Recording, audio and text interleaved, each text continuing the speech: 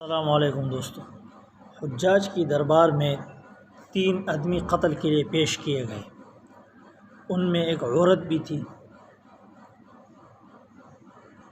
تو اس عورت نے حجاج سے کہا، حجاج ان تینوں میں ایک کو چھوڑ دے، تیری مہربانی ہوگی۔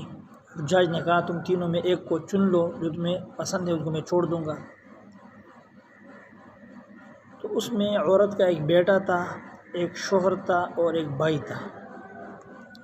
تو عورت نے کہا، میرے بھائی کو چھوڑ دے، تیری مہربانی ہوگی۔ حجاج نے پوچھا، تم نے بھائی کو کیسے چن لیا؟ شوہر کو چھوڑ دیا، بیٹا محبوب ہوتا ہے، پیارا ہوتا ہے، اس کو بھی تم نے چھوڑ دیا۔ تو عورت نے کہا، شوہر میں شادی کر کے دوسرا بھی کر سکتی ہوں اگر یہ مر گیا۔ بیٹا ہے، شادی کرنے کے بعد اللہ دوسرا بھی عطا کر دے گا۔ بھائی ہے، بھائی دوبارہ اگر والدین میرے مر چکے ہیں، میرا بھائی دوبارہ نہیں آ سکتا، اس وجہ سے میں نے اپنے بھائی کو منتخب کر لیا۔ اگر والدین مر گئے پھر بھائی پیدا نہیں ہو سکتا، یہ بھائی ایسا رشتہ ہے، ماں باپ اور بھائی یہ نہیں مل سکتے، بیوی بچے دوبارہ مل سکتے ہیں آپ کو۔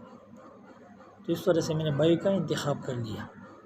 تو حجاج بہت خوش ہوا، اس نے کہا، تمہارا یہ انتخاب جو ہے بہت اعلیٰ انتخاب ہے، اسی کی وجہ سے میں ان تینوں کو چھوڑ دیتا ہوں۔ اس وجہ سے حجاج نے اس کی ہوشیاری اور تیز ذہنی اور اچھے انتخاب کی وجہ سے باقی جو 2 تھے ان کو بھی چھوڑ دیا، تینوں کو زندہ چھوڑ دیا، قتل نہیں کیا۔ السلام۔